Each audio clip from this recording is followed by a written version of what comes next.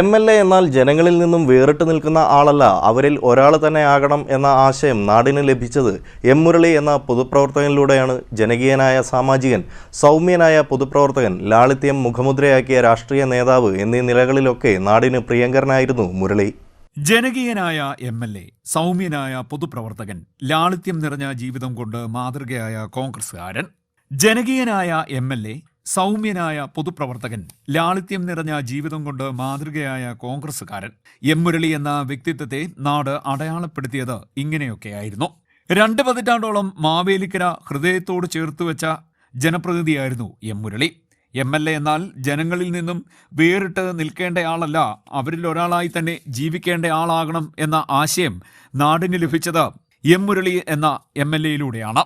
MLA ആയിരുന്ന കാലത്ത് എവിടെയും ഓടിയെത്തുന്ന എം മുരളി എതിരാളികൾക്ക് പോലും അസൂയ സൃഷ്ടിച്ചിരുന്നു. 1991, 1996, 2001, 2006 വർഷങ്ങളിൽ തുടർച്ചയായി 3 തവണ മാവേലിക്കര മണ്ഡലത്തിൽ നിന്നും കോൺഗ്രസ് സ്ഥാനാർത്ഥിയായി മത്സരിച്ച് വിജയിച്ചാണ് എം മുരളി നിയമസഭയിലെത്തുന്നത്. പിന്നീട് കായംകുളത്തും ചെങ്ങന്നൂരിലും മത്സരിച്ചെങ്കിലും വിജയിച്ചില്ല. കായംകുളത്ത് അന്ന് സിറ്റിംഗ് MLA ആയിരുന്ന CK സദാശിവനോടും 2021 ചെങ്ങന്നൂരിൽ ഇപ്പോഴത്തെ മന്ത്രി സജി ചെറിയാനോടുമാണ് പരാജയപ്പെട്ടത്. 1953 ചെറുകോലിൽ KP മാധവൻപിള്ളയുടെയും VK രാജമ്മയുടെയും മകനായി ജനിച്ച മുരളി 1969 KSU പ്രസ്ഥാനത്തിലൂടെയാണ് പൊതുപ്രവർത്തന രംഗത്തേക്ക് പ്രവേശിക്കുന്നത്. 1972 മുതൽ 1977 വരെ KSU ആലപ്പുഴ ജില്ലാ ജനറൽ സെക്രട്ടറിയും പ്രസിഡന്റുമായി പ്രവർത്തിച്ചു. 1980 KSUവിന്റെ സംസ്ഥാന പ്രസിഡന്റായി. യൂത്ത് കോൺഗ്രസ് സംസ്ഥാന general secretary, KPCC general secretary, ദേശീയ കൗൺസിൽ അംഗം തുടങ്ങി നിർണായക പദവികൾ എം മുരളി വഹിച്ചിട്ടുണ്ട്. MG സർവകലാശാലയുടെ ആദ്യ സെനറ്റ് അംഗവും KSEBയുടെ കൺസൾട്ടേറ്റീവ് കമ്മിറ്റി അംഗവുമായിരുന്നു. കേരള സംസ്ഥാന ഫിനാൻഷ്യൽ എന്റർപ്രൈസസ് ബോർഡ് ഡയറക്ടറായും പ്രവർത്തിച്ചു. സംസ്ഥാന യുവജനക്ഷേമ ബോർഡ് അംഗമായും സേവനമനുഷ്ഠിച്ചിട്ടുണ്ട്.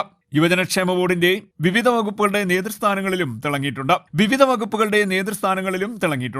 1987 ഡൽഹിയിൽ നടന്ന ചേരിചേര രാഷ്ട്രങ്ങളിലെ യുവസമ്മേളനത്തിന്റെ കോഓർഡിനേറ്ററായും പ്രവർത്തിച്ചു.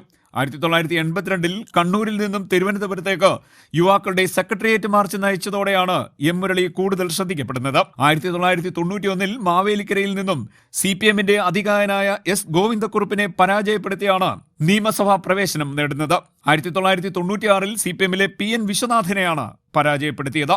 2001 NCP സ്ഥാനാർത്ഥി NV പ്രദീപ് കുമാറിനെ പരാജയപ്പെടുത്തി ഹാട്രിക് സ്വന്തമാക്കി.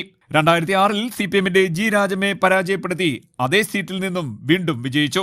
എം മുരളിയുടെ നിര്യാണത്തിലൂടെ ഒരു മാതൃകാ പൊതുപ്രവർത്തകനെ തന്നെയാണ് നാടിന് നഷ്ടമായിരിക്കുന്നത്. ആദരാഞ്ജലികളോടെ ന്യൂസ് ഡെസ്ക്.